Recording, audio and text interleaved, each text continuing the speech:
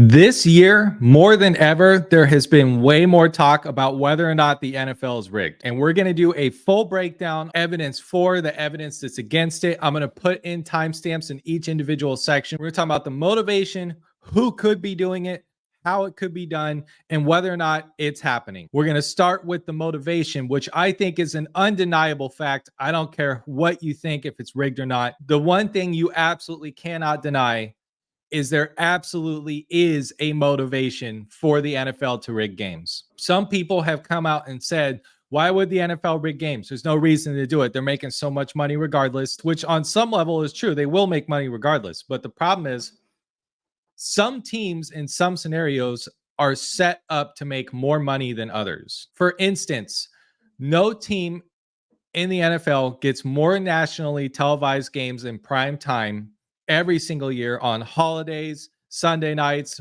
Monday Night Football, Thursdays, than the Dallas Cowboys. They always do. And also, they get the most media attention.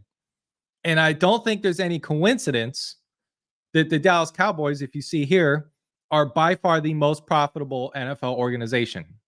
And it's not even close. Second place is the Patriots, and they make almost, let's see, a little bit over half of what the Dallas Cowboys are worth in a season. And you can look at some of these other teams too, and you'll notice it's a lot of California, it's a lot of New York, and it's a lot of big market areas that make big money. So the motivation is absolutely there. And there's storylines involved too. The Kansas City Chiefs might not be the most profitable team right now, but like it or not, they have one of the biggest stars in America, Taylor Swift, dating their tight end. And then you got Travis Kelce, who's a big Pfizer supporter and a big Pfizer sponsorship.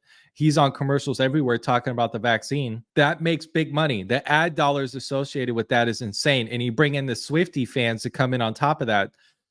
They're getting more eyeballs on the television sets than they ever have. So the motivation is absolutely there for them to keep them on television for ad dollars and everything else. So you 100% cannot deny the motivation. Now let's talk about the who. Who is rigging the games? First of all, we have seen on multiple occasions NFL owners do collude and join for their better interests as a group. If you look at the Lamar Jackson situation when he was trying to get his big contract, and you'll notice because he didn't have an agent, NFL owners were kind of colluding against Lamar Jackson to help the Ravens not have to pay him as much money. So he goes out and says, hey, fine, you guys don't want to pay me. I'm going to go out and see where I can get a better deal. I want the Deshaun Watson deal. If Deshaun Watson can get a deal with 26 sexual assault cases happening on the books, and he can get a fully guaranteed $260 million contract, then I'm going to go out and see what teams will pay me. And when he went out, almost across the board, NFL ownership and teams are coming out and saying, yeah, we have no interest, almost to make it so he has way less leverage against his team in signing with the Ravens. We know that the NFL can collude on things. Look at, no matter how you feel about it, Colin Kaepernick situation. He was absolutely blackballed. I'm not even saying, leave out of it how you feel about that whole situation. Leave that out. I'm not talking about that. You can't deny that NFL teams are saying, hey, nobody signed this guy. He's bad for our league. 100% was happening. And they did try to bring Colin Kaepernick back in at one point. And Colin Kaepernick did kind of sell himself out under the rug when he messed up that whole situation. They set up a training camp for him to go do a show out. And he didn't want to go up and sign a contract that basically said, hey, we could do this, but that doesn't mean someone has to sign you. And he said, no, I don't want to sign it. Okay, that's kind of on you, dude. But the bottom line is we've seen that NFL owners can come together on things that are better for the league. So the who would be NFL ownership. And the second who that I want to talk about is the refs. When people talk about the NFL being rigged, the dumbest way to talk about it is the people that think that it's the players, that the players themselves on the rosters are doing things to rig games against themselves to help other teams win. That's bullshit. I don't believe that for a second. And I agree that would be way too hard to keep a secret. There is no chance that on 53-man rosters, dudes are actually getting told to blow games and no one's noticing. No one's coming out saying anything. No one's breaking the silence. There's too many people to keep a secret. There's too much bullshit. They're not the billionaires that own the teams. That's not who it is. If there was someone that was rigging NFL games, all you would need, honestly, is one ref per game. You don't even need the whole ref organization. You don't need like 6 refs. You don't need every ref on the field. You really only need one guy. So to pretend like it's not possible for all the billionaire owners to come together and agree, and then on top of that to have 4 or 5 refs that maybe they'll send out to a game every once in a while that is on the ownership side to do certain things, and I'll get into how that can be done on my next portion. That is the who.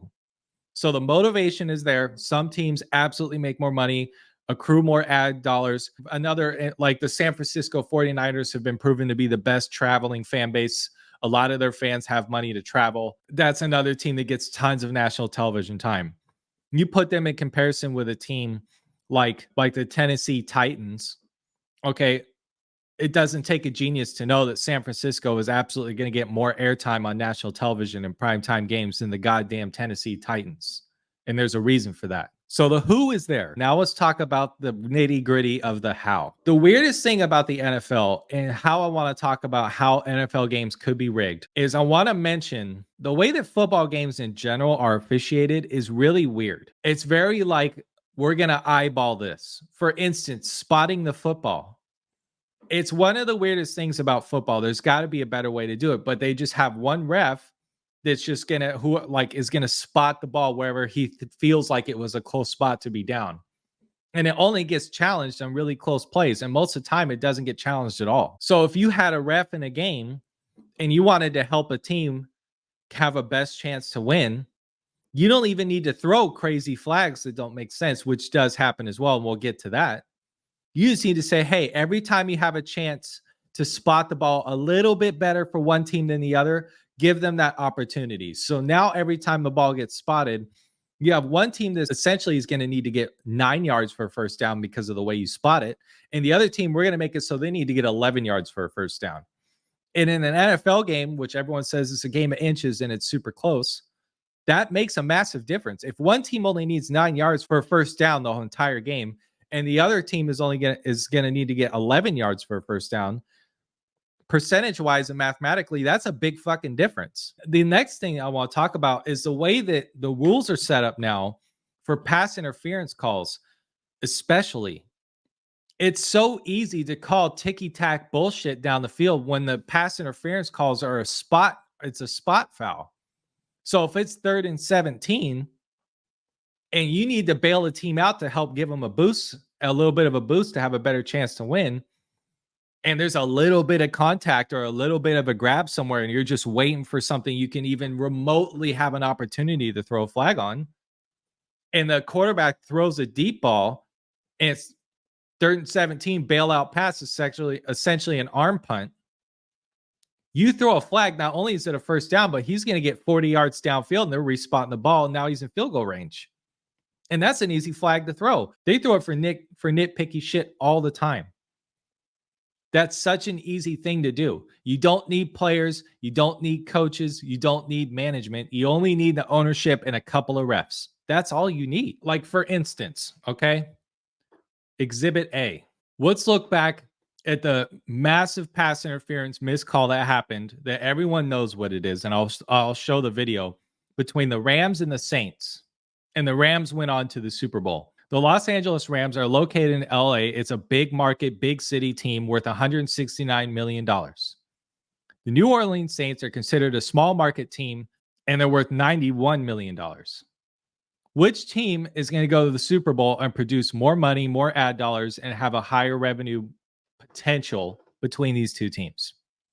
Okay, definitely the Rams. So now let's look at that missed pass interference call that happened. NFC Championship game, tie game. 1:47 left. The Saints have a chance to go up with a touchdown or a field goal to win the game. They're in field goal range. Breeze. Passing. One of the biggest missed calls in NFL history. No flag.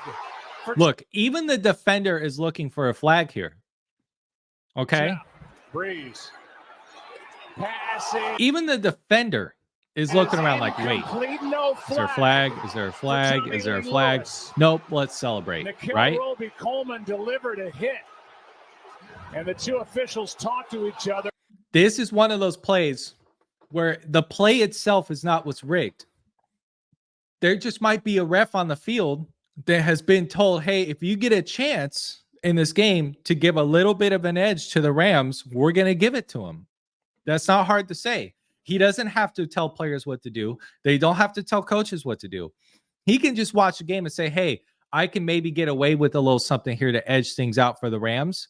And that's what happened. The Rams player, the head's not around.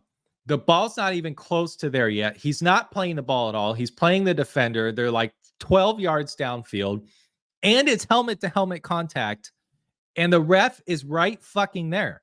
Crowd's going crazy. No there's call. No flag right on the Saints sideline. Fourth down, bitch. Kick a field goal. Plays the ball. It's an interception. It's probably going the other way with it. I mean, the ball's on the other side of Roby Coleman. Now, the rest of the game happens. They go to overtime.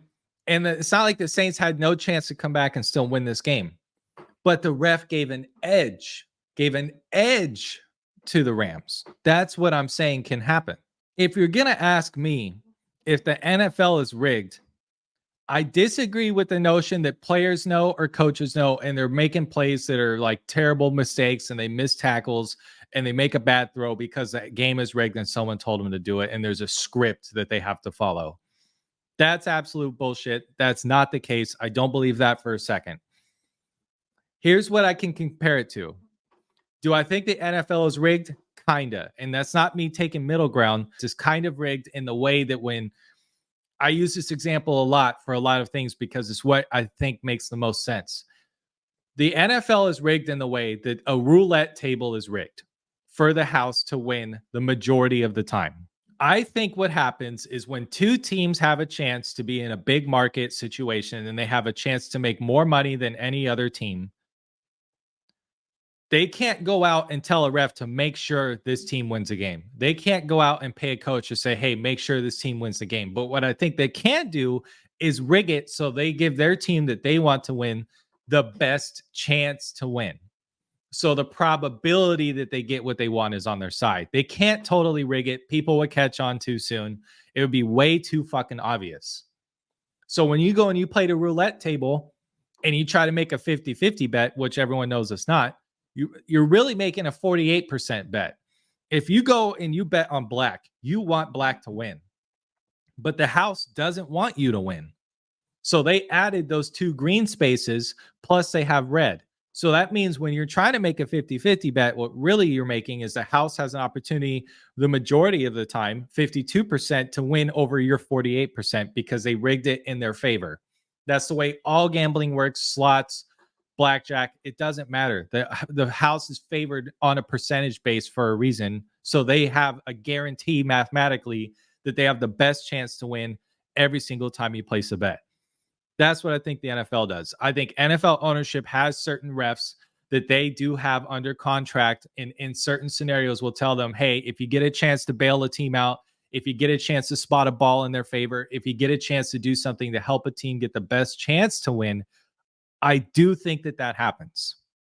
And the beauty of this is that even if that happens, the team that they don't want to win, that is not giving those favorable calls and those favorable spots, that team can still win. And that's what I think is the beauty of this. So yeah, you guys can give yourselves the best chance to win, but they still have to go out and play football. So do I think the NFL is rigged? Kinda, but not 100% and not in the way that people think. But I'm still going to watch it. It's still great television. They still have to play football. Just because you give one team the best chance to win doesn't mean that you are going to have a set conclusion of what's going to happen every game. And that's why that makes it a big market item to watch, because it's not set in stone. It is possible. That's my opinion. I want to know what you guys think. Comment down below how you think the NFL is rigged, because the motivation's there. The who is there, the how is there, and I don't think you can deny it at this point. If you've watched to this point and you enjoy my content, please consider subscribing. It is the #1 way to support my channel. It is 100% free. I appreciate every single person that watches. It's the best. I'm having a great time. Thank you. I'll see you guys in the next one. Let me know what you think.